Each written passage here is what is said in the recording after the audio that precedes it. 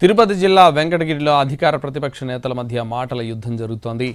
Menu కార్డుల MLA Kurugondla Ramakrishna వసూలు చేస్తున్నారని వైసీపీ ఇన్ఛార్జ్ నేదురుమల్లి రామ్కుమార్ రెడ్డి ఆరోపించారు.